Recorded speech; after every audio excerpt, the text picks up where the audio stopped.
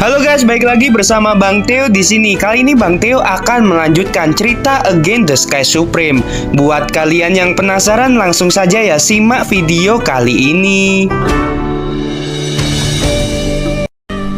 Di Aken Jiang, Luwu menggertakkan giginya dan meraung.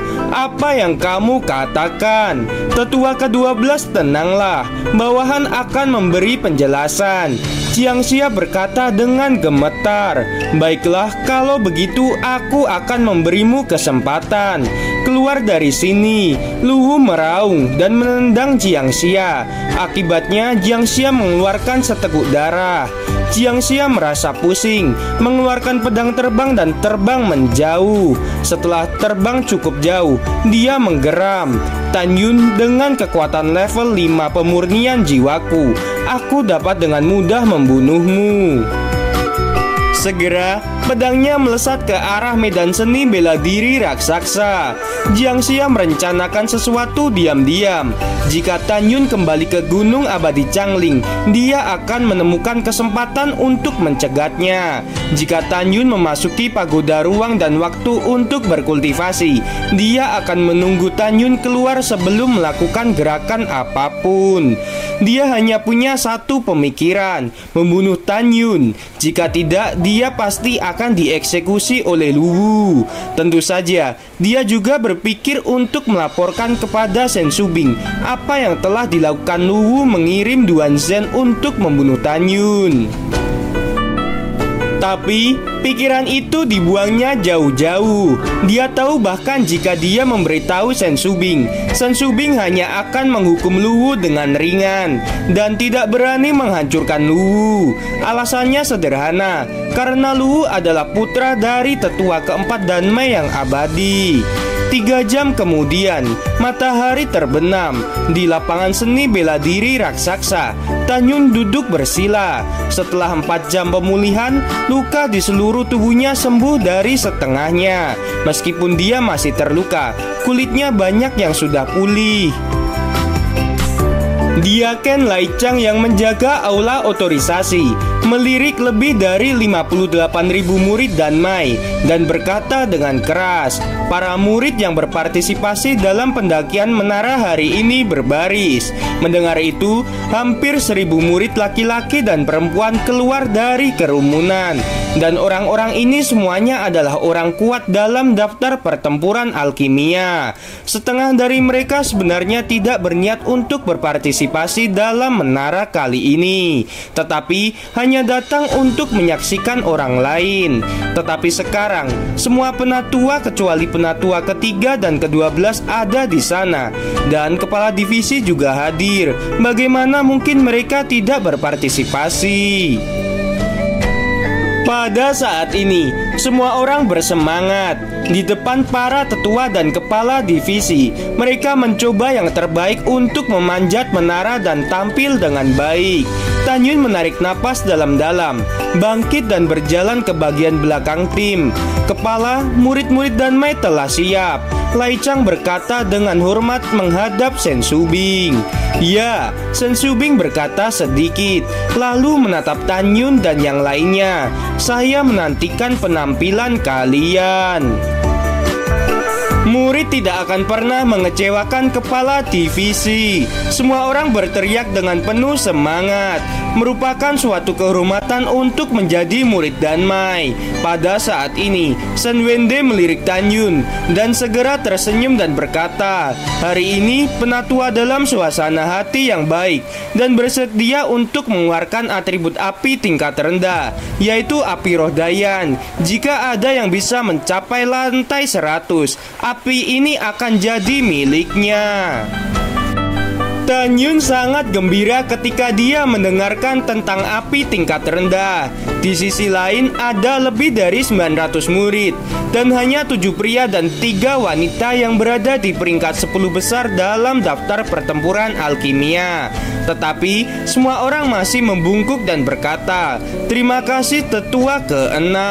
Alasan mengapa setiap orang terlihat berbeda adalah karena dalam 30.000 tahun terakhir tidak ada yang bisa mencapai lantai 100. Tetapi mereka tidak mempunyai keraguan karena api sangat penting bagi seorang alkemis. Semakin tinggi pangkat api akan mempersingkat waktu dalam memproses alkimia. Pada saat ini, tetua kedua Duchen batuk ringan. Kata-katanya mengandung ejekan. Tetua keenam, mengapa Anda tidak mengatakan saja siapa yang bisa mencapai lantai 108? Dia yang akan memiliki api roh Dayan. Penatua kedua, apa maksudmu? Senwende berkata dengan marah. Apa artinya? Kamu masih tidak mengetahuinya. Duchen mencibir. Kamu tahu tidak ada yang bisa mencapai lantai 100. Kamu bilang ini terbaik. Senwende mencibir. Kamu banyak bicara. Mengapa kamu tidak membuat percikan? Penatua ini telah mendengar bahwa kamu baru-baru ini mendapatkan atribut api jenis api tingkat tinggi, Suan Xiangyan. Mengapa kamu tidak mengeluarkan untuk para murid? Duchen mengerutkan keningnya, ragu-ragu sejenak dan tersenyum. Baiklah, siapa yang bisa mencapai lantai 101? Tetua ini akan memberikan Suan Xiangyan. Kamu benar-benar pelit, Senwende berkata dengan senyum ringan. Kamu memberikan api itu di lantai 101. Ini jelas merupakan hadiah kosong. Tetua keenam salah. Duchen membelai janggutnya yang panjang. Tetua keenam akan memberikan api tingkat rendah di lantai 100. Jika saya memberikan api tingkat tinggi sebagai hadiahnya, mengapa harus lebih rendah dari lantai 100? Bukankah ini mempermalukanmu di depan semua orang? Begitu kata-kata ini keluar, orang yang bijaksana dengan jelas melihat bahwa Duchen berada di atas angin. Sen Subing segera melirik mereka. Apakah kalian tidak malu membicarakan ini di depan para murid? Senwende dan Duchen saling memandang dengan dingin dan kemudian berhenti berbicara. Sen Subing memandang Lai Chang ke samping dan berkata, meskipun tidak ada yang bisa memenangkan hadiah terakhir, saya masih harus membicarakan kepada para murid. Ini adalah hadiah yang ditetapkan oleh kepala sekte dalam Danmai yang pertama 50.000 tahun yang lalu. Lai Chang berkata dengan hormat, melihat lebih dari 900 pria kuat dalam daftar alkimia. Dengan ekspresi serius, semuanya karena hampir 30.000 tahun tidak ada yang naik ke lantai 108. Saya lupa mengatakan hadiah lantai 108. Semua murid penasaran ketika mereka mendengar ini. Saya belum pernah mendengar tentang hadiah lantai 108. Lai Chang berkata lagi, di lantai 108 ada seberkas api ungu ponik. Tentu saja, api ini bukan api asli ponik ungu, tetapi atribut api dari api kelas tertinggi, yaitu api gunung suci. Ponik ungu burung ilahi, apakah ini ponik? Pada saat ini, semua murid bertanya dengan kaget. Lai Chang menjelaskan dengan sabar, kalian ingatlah bahwa ponik hanyalah istilah kolektif untuk orang-orang biasa.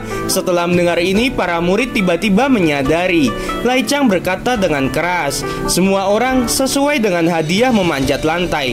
Siapa orang pertama yang memanjat lantai 108, api sejati ponik ungu akan jadi miliknya. Mendengar ini, para murid mengangguk secara simbolis. Apa kamu bercanda? Siapa yang bisa mencapai lantai 108? Belum lagi, jika itu lantai 100, tidak ada yang menaikinya selama hampir 30.000 tahun. Sinar api nyata dari ponik ungu ini menggoda. Tetapi di mata semua orang, itu sama sulitnya dengan mencoba memilih bintang di langit yang malam. Lai Chang melihat penampilan acuh tak acuh semua orang, tetapi dia memakluminya. Menurut pendapatnya, jika murid-murid ini ada yang dapat mencapai lantai 108, maka itu sebuah keajaiban.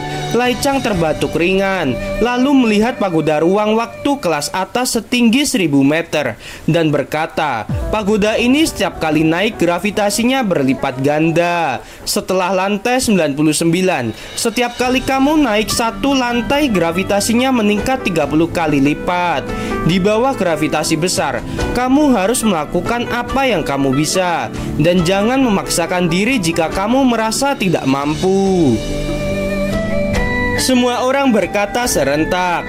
Murid mengerti. Baiklah, ketika Lai Chang hendak mengumumkan dimulainya pendakian menara, Tan Yun yang diam sepanjang waktu berkata sambil berpikir, "Dia Ken, mengapa kamu menetapkan waktu pendakian selama 3 jam?" Lai Chang berkata dengan jujur, salah satunya adalah untuk mencegah murid dari kemandekan dalam perjalanan ke menara dan menunda waktu murid lain untuk naik ke lantai 99. Kedua, karena menara dibangun 50.000 tahun yang lalu, jika Anda tidak dapat mencapai lantai 99 selama 3 jam, itu akan dianggap gagal. Ini adalah aturannya. Mendengarkan hal ini, Tan Yun berkata lagi, jika seseorang naik ke lantai 99 dan ingin naik menara yang lebih tinggi, bukankah 3 jam itu sedikit lebih pendek? Lai Chang menjelaskan, itu sangat wajar. Jika kamu memanjat lantai 99, kamu harus memanjat menara. Menurut aturan, setiap lantai memberi para murid waktu 1 jam bersantai. Tentu saja, pada jam santai ini, pemanjat menara masih menahan gravitasi dari lapisan menara yang dia capai. Tan Yun menghela napas dalam-dalam. Terima kasih Dia Ken karena telah memberitahu saya. Saya sudah mengerti. Lai Chang berkata dengan keras, jika yang lain tidak keberatan, Dia Ken ini mengumumkan bahwa pendakian akan dimulai. Begitu kata-kata itu terdengar, para murid bangkit dan mulai menaiki menara di lantai pertama. Semua murid menuju ke pagoda ruang dan waktu. Hanya Tan Yun yang berhenti di tempat, menatap penampakan pagoda ruang dan waktu terbaik. Melihat ke atas sebuah pagoda yang tingginya ribuan kaki, dari lantai 99 ke lantai 108 ada sebuah gerbang. Di bawah lantai 99 hanya ada tepi menara di setiap lantai dan tidak ada gerbang menara, yang berarti bahwa dinding lantai 1 hingga 98 adalah struktur yang kokoh. Blok anak tangga mulai dari lantai pertama pagoda seperti naga kuno raksasa, melingkari dinding menara mencapai lantai 99. Gaya konstruksi yang unik dan indah di ketinggian itu tampak seperti naga raksasa yang tertanam di dalam pagoda. Seng King Feng memandang Tan Yun dengan cemas dan berkata dengan prihatin, tubuhmu tidak akan tahan, istirahat saja, jangan memanjat menara. Murid ini baik-baik saja. Tan Yun tersenyum sedikit dan melihat 2 lengan patah yang membeku di tanah. Setelah itu, dia meminjam cincin Kiang Kun dari Seng King Feng dan memasukkan lengannya yang patah ke dalam cincin, dan cincin Kiang Kun terbang ke pelukan Tan Yun. Tan Yun berjalan menuju pagoda ruang dan waktu kelas atas tanpa tergesa-gesa. Dia tidak terburu-buru untuk memanjat menara karena gravitasi berlipat ganda setiap kali dia memanjat lapisan. Mengapa tidak perlahan memanjat menara dan memulihkan kekuatan dalam kondisi gravitasi rendah selama dia bisa naik ke lantai 99 dalam waktu 3 jam. Ketika Tan Yun menaiki anak tangga pertama, dia merasakan tekanan gravitasi yang tak terlihat. Tubuh Tan Yun masih stabil seperti gunung, dan dia perlahan menaiki tangga. 1 jam kemudian, saat malam tiba, Tan Yun naik ke pagoda lantai 16. Pada saat ini, lebih dari 700 murid penuh dengan kekuatan spiritual berkeringat deras menaiki tangga antara lantai 66 dan 75. Seorang murid ditanggai menuju lantai 72, terengah-engah dan gemetar di sekujur tubuhnya. Di bawah 72 kali gravitasi, tulang kakinya itu akan merusak. Aku tidak bisa melakukannya. Raut wajah orang itu berubah, pipinya merona, dan dia menggerakkan tubuhnya dengan susah payah. Ketika dia jatuh ke dalam kehampaan, dia menginjak pedang terbang dan terbang dengan terhuyung-huyung ke arena seni bela diri. Setelah terengah-engah, orang ini tidak menunjukkan tanda-tanda putus asa, tetapi sebaliknya, dia sangat bersemangat. 3 bulan yang lalu saya naik ke lantai 65, dan sekarang saya di lantai 72. Saya sangat puas. Tak satu pun dari murid yang menonton mengejek orang ini, karena di bawah 72 kali gaya gravitasi, mereka tidak bisa melakukannya. 1 jam berikutnya, ada 610 orang berturut-turut. Kekuatan spiritual mereka hampir habis, dan mereka memilih untuk menyerah. Pedang goyang terbang di bidang seni bela diri. Tak satu pun dari orang-orang ini berhasil mencapai lantai 82. Langit penuh bintang, bulan yang cerah menembus awan, dan cahaya bulan seperti air. Dengan setengah jam terakhir tersisa, Tan-Yun baru saja naik ke lantai 30. 30 kali gravitasi tidak layak untuk Tan-Yun yang kekuatan fisiknya sebanding dengan senjata roh tingkat tinggi. Saat ini, selain Tan-Yun, masih ada 197 orang yang memanjat menara. Lihat semuanya, Senior Luo, Senior Song, dan Senior Sun peringkat pertama di daftar alkimia. Mereka sudah mulai mencapai pagoda 60 lantai. Mengikuti teriakan seorang murid di antara kerumunan, lebih dari 50.000 murid menyaksikan. Mata mereka tertuju pada lantai 60 pagoda. Mengikuti teriakan seorang murid di antara kerumunan, lebih dari 50.000 murid menyaksikan. Mata mereka tertuju pada lantai 60. Terlihat jelas di bawah sinar bulan. Luo Fang, Song Hong, dan Sun Abe saling memandang. Mereka penuh dengan kekuatan spiritual yang kuat dan dengan cepat memanjat menara. Mereka bertiga memanjat menara dengan sangat cepat. Dengan cepat melampaui seorang murid yang mengalami kesulitan memanjat menara dan bergegas ke lantai 93 hanya dalam beberapa saat. Hanya 2 pria 2 wanita yang menempati peringkat keempat. 100 orang lainnya berada di bawah lantai 90. Song Hong terengah-engah dan berkeringat. Senior Song, kamu yang kedua. Sun Abe melihat kembali Song Hong yang berada 3 kaki di belakang dan mencibir. Masih ada 6 lantai dari lantai 99. Apa yang kamu banggakan? Song Hong sedikit menyipitkan matanya, memutar seluruh tubuhnya dan tiba-tiba melompat 3 kaki mengejar Luo Fang yang sudah mencapai lantai 94. Sun Abe mencibir dan mengikutinya. Pada saat ini, Sen Subing melihatnya. Tan-Yun yang berada di lantai 40 segera mengalihkan pandangannya ke belakang dan menatap Du Chen yang sedang bertepuk tangan. Penatua kedua, Luo Fan memang murid yang hebat. Tidak hanya peringkat nomor 1 dalam bakat alkimia, tetapi juga menempati urutan pertama dalam daftar pertempuran dan Dao. Terima kasih, Du Chen menggenggam tangannya dan berkata sambil tersenyum. Kepala, ada kabar baik lainnya untuk bawahan ini. Izinkan saya memberitahu Anda. Apa kabar baiknya? Kata Sen Subing dengan penasaran. Luo Fan, anak ini sangat berbakat dan cerdas. Du Chen membungkuk dan berkata, 3 hari yang lalu Luo Fan telah dipromosikan menjadi alkemis hebat tingkat rendah. Betulkah? Mata indah Sen Subing mengungkapkan kegembiraan yang mendalam. Itu benar, Du Chen tertawa. Dengan ini keterampilan pil sekte kuno kita memiliki 1 kesempatan lagi untuk menang. Sen Subing cukup senang.